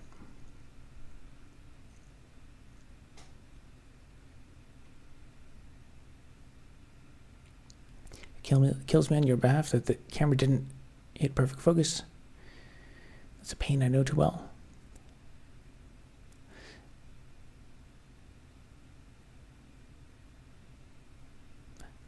Do you mean in the most recent video? The focus was not too bad. So that was with the telephoto lens. So that was like the maximum extension on it. And it was so at the peak focus, it doesn't even have the best focus. I think it was pretty close to the focal plane, but the exposure, that was the main issue. It was I didn't realize, because it's hard to tell in the sunlight, because when I'm looking at I'm trying to look at the viewfinder, and I can't really tell that it's like way overexposed and way too bright. And I actually stood there and waited a bunch for the clouds to go away, because I thought I set the exposure for when the sun was out. I wanted to look, decent and sunny, but it was when the clouds were over me that I actually looked. It was correctly exposed during cloud cover, and it was overexposed in the sun. But it's close enough. There's so many things. There's so many things to do to record a video properly. Like, you got to get the focus right, the exposure right, and for this, like for that one, the camera was probably like 150 feet away on like a riverbank, And like in, if you're recording in a house or something, you would in a normal household recording setting, you could use the audio that's from the camera. So if you don't capture the audio from the mic that's in front of you, you can use the audio from the camera, and it'll probably be, it'll be okay. It'll probably have like echo if you use the camera audio. But for that scene, the camera audio, there was zero pickup of my sound. Like you could not hear my voice at all from the camera audio. So I would purely, it was 100% necessary to have the microphone there, and that was the first time I've I think I've recorded that much in that much wind. And I have like a wind muff that I brought, but I guess it wasn't enough. And I'm not sure if it was actually I had to rescue some of the audio. The original audio was actually not very good. I had to use Audacity to high pass filter the audio, because even though I had a wind muff on it, there was a really low frequency rumbling noise with the wind, and I don't know if it was maybe from the wind right on the wind muff, but it might have also been that tripod I have is actually quite light, so I think the wind might have been as the wind was causing vibrations in the tripod, and that was getting picked up on the mic or something. But it was a salvageable video.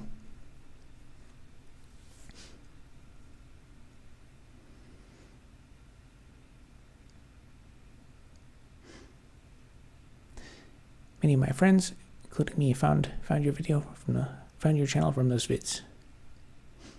McNatty and Funk FVV single-handedly carry white t-shirts. Yeah, I would.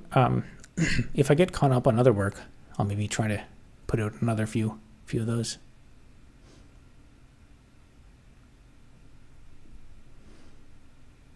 Happy 4th of July. We already had our celebration day up here. How was the, I guess in California it's, what is it, 9 p.m.? How was the barbecue?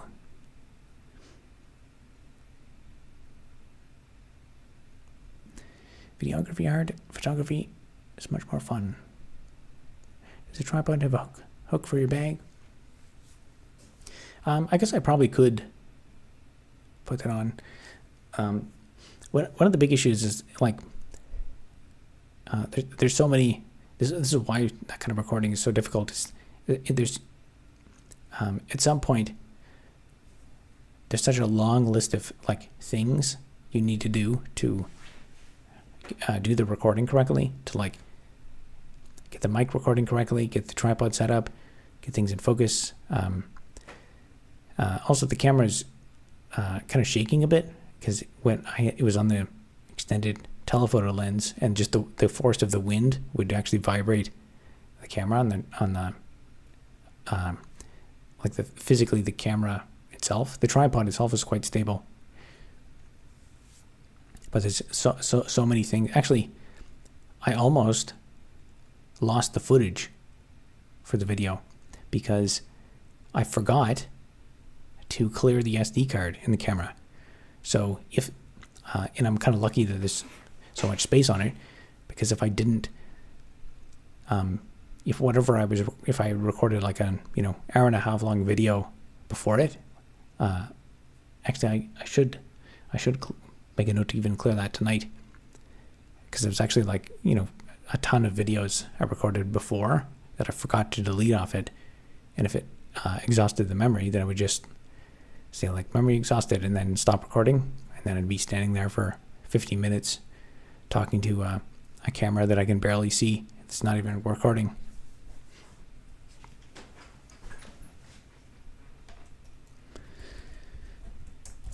All right.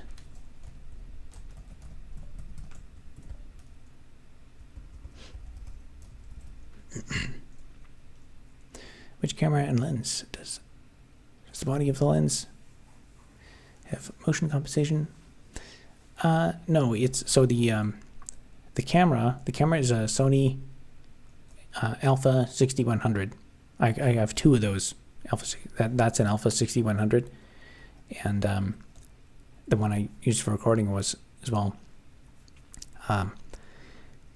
The lens it's actually a super cheap lens. It's a really old lens that I bought from Japan. It's like a I don't know, 300 to 400 millimeter one, and I had to buy an adapter for it's like a Sony A mount to E mount adapter I had to buy for it. I shoot on A7 II.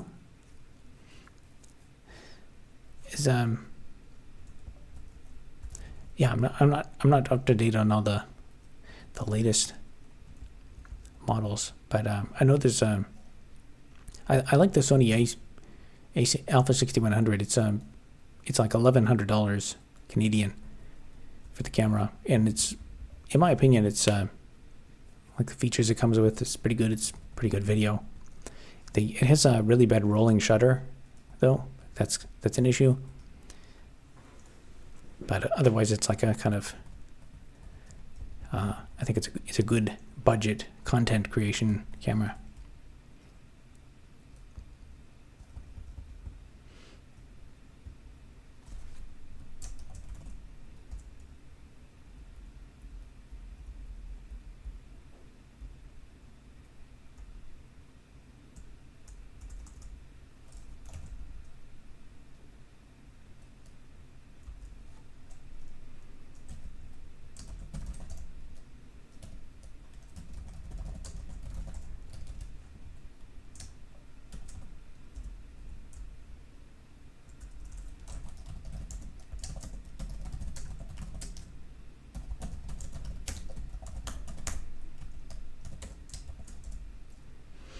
I guess that's not even used.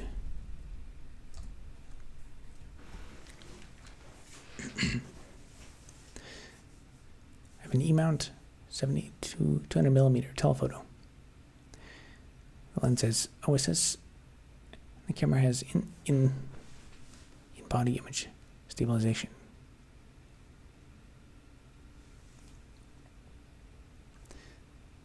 Yeah, most of my actually, I think basically all of my lenses, except the kit lens that came with it, I use prime lenses that are all dumb, and the reason I do that is because I can get if you want to shoot a wide variety of different types of subjects, you can get a very good value. Like if you want all those lenses in one, you're gonna pay like $2,500, and so you get everything packed in one, but it's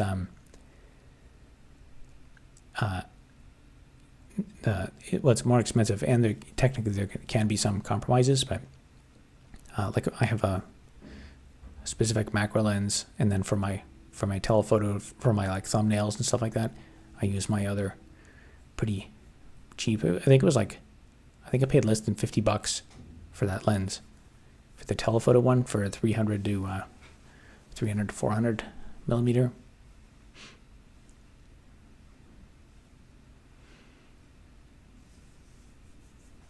Blackmagic Pixis 12K. Not familiar with that. I think we still need racing session with some DE other than GNOME. A racing session with some D. I'm not sure what that means. Racing session and DE.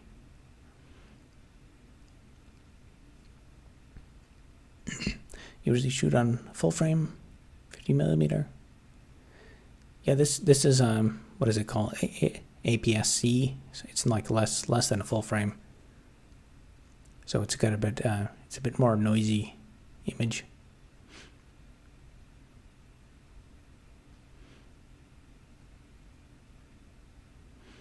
fact that camera lenses aren't standardized. Such a huge scam. They used to be. Like M42.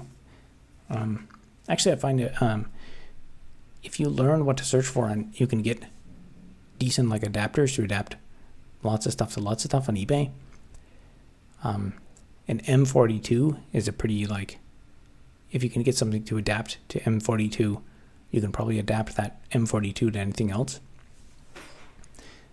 There's some catches though, like if you have a very short focal length camera, you can't necessarily use the adapters because if you physically insert the adapter, you're adding extra space.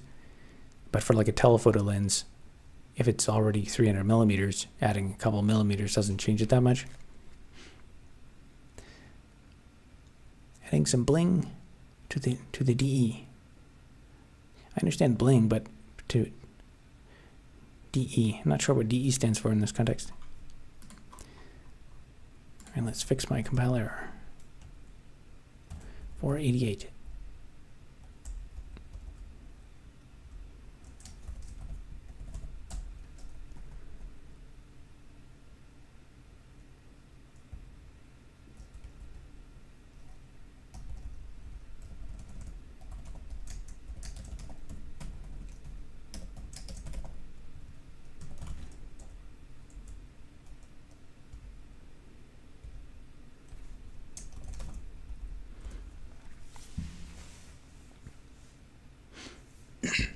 Desktop environment. Oh, okay. I pretty much never. I'm one of those people that never customizes my environment.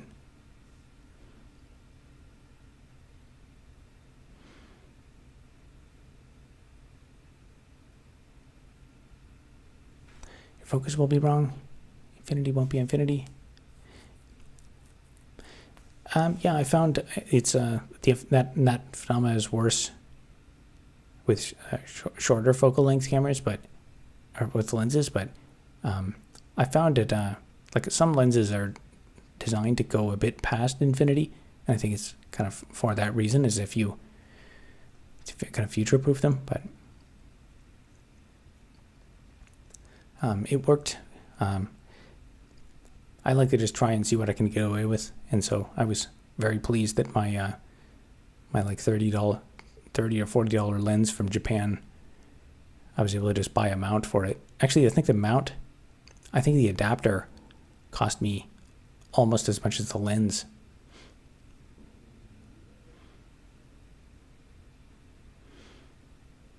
i3 is good for race. I'll keep that in mind.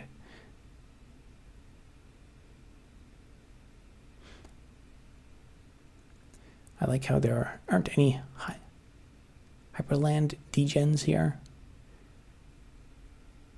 I don't even know what that is.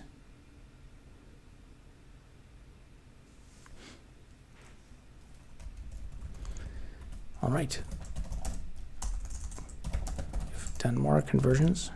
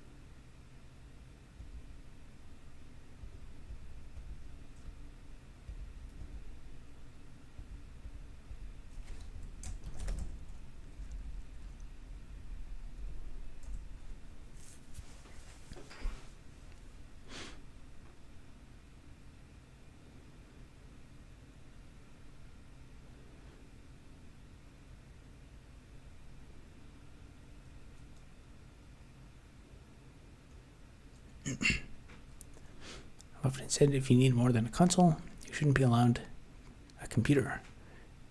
Keeping away. If I gain any favor with Robert, wielding international political power. Yep, that'll have to be a new law for computer literacy. That would definitely make younger people more computer literate.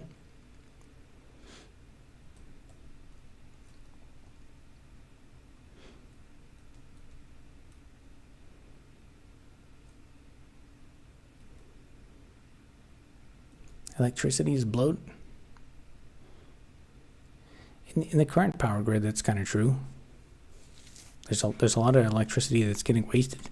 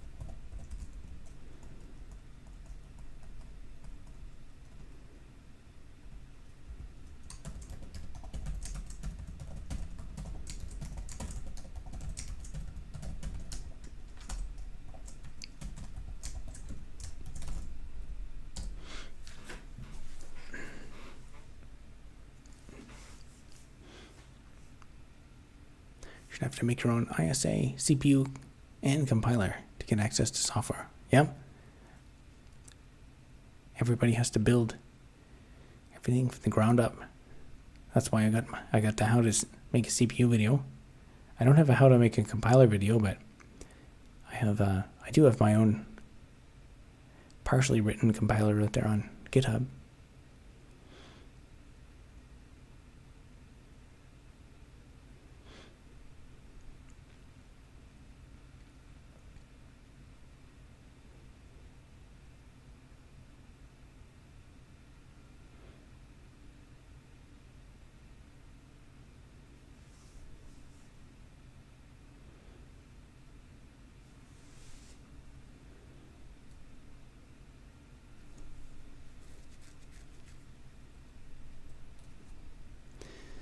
Yeah, one limitation of the command line is you can't really watch streams. There's like software you can install to get like direct frame buffer writing and stuff like that, but it's still not you're basically just cheating at that point.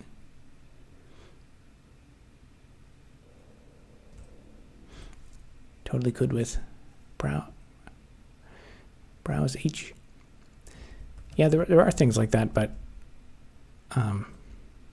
like the fundamental graphics mode offered by the kernel is just like a text-based interface is just that. It's text. It's not graphics. And it's not the same thing. I guess maybe an exception would be if you use Sixels, but those are not even supported everywhere.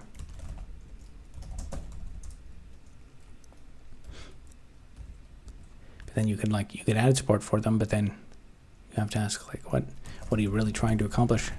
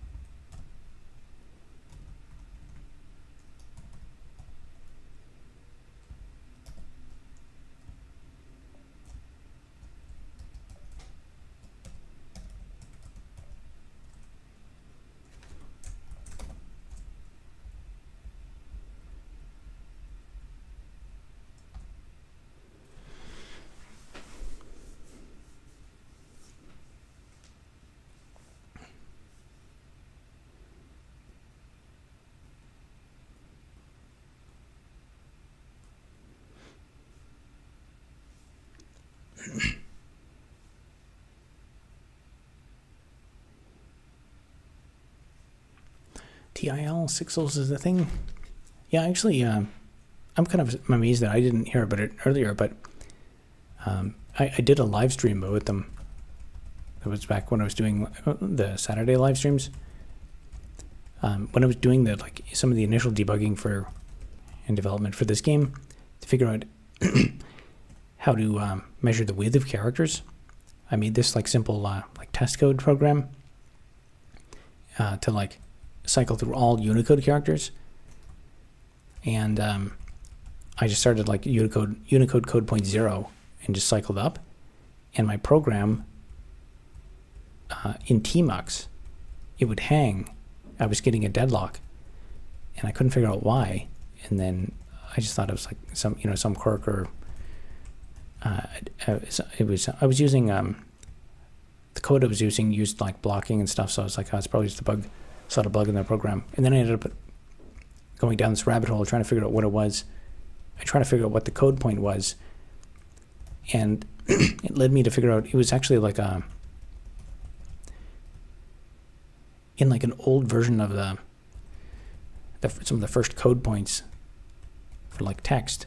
They were copied and pasted into another code block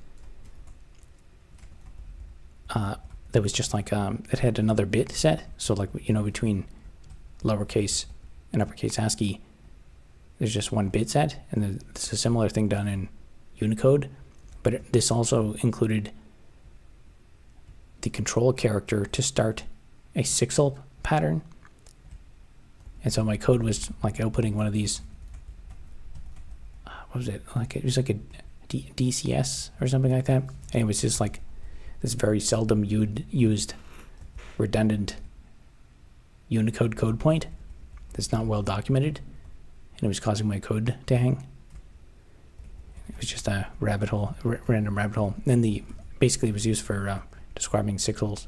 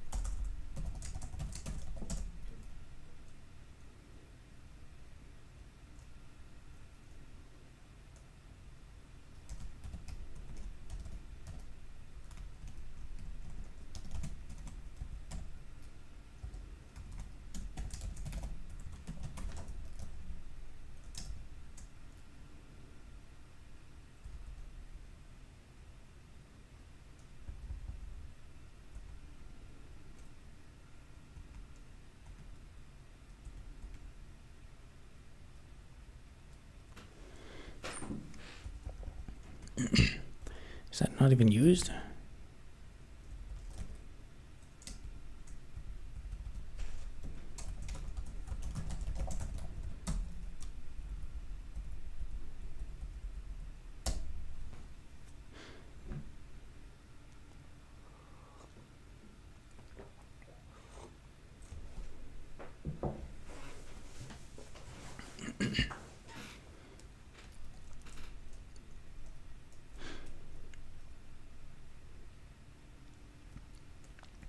There we go. That was not even used.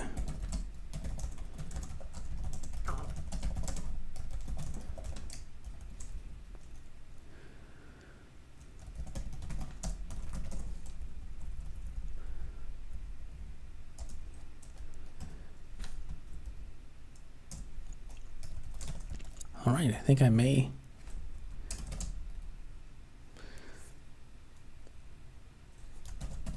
have gotten all of the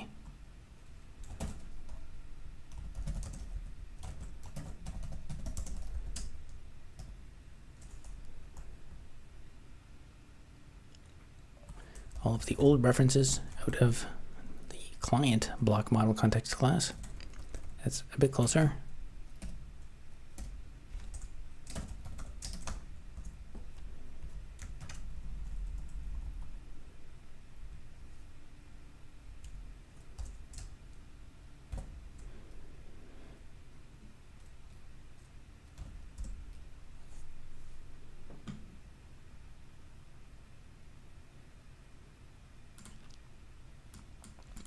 Alright, looks like I got all of them. That's probably, I'm probably getting close to the end of this migration.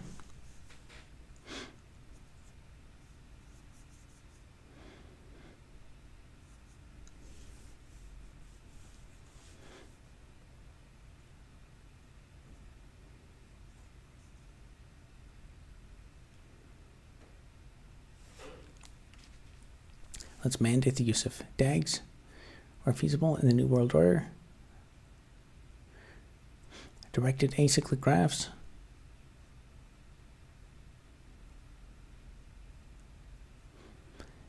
Yeah, I think they're pretty useful for building charts and hierarchies.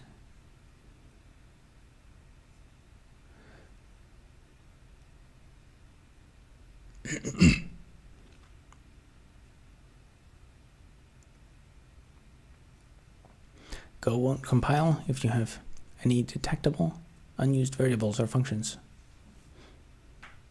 I like that. That's I guess I mean, it probably would be kind of a pain in the ass sometimes, but I guess you could just comment it out if it's like test code you're working with. But yeah, I think that's a good design decision.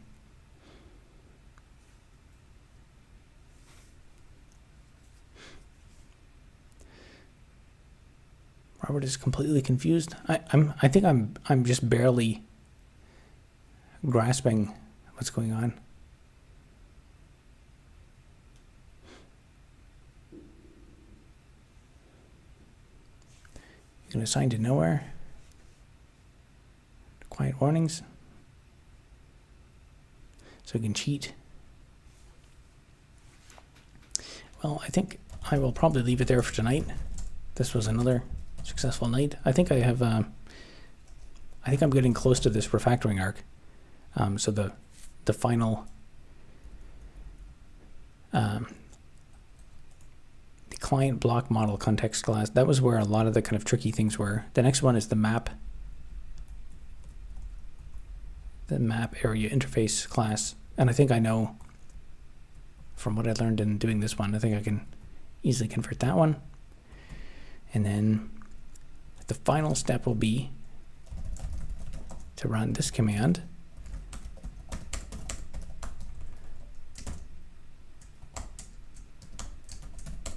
I'll run this command and delete this class. And then I'll compile it and it'll work. It'll work perfectly. And then the very, very last step will be to run this command.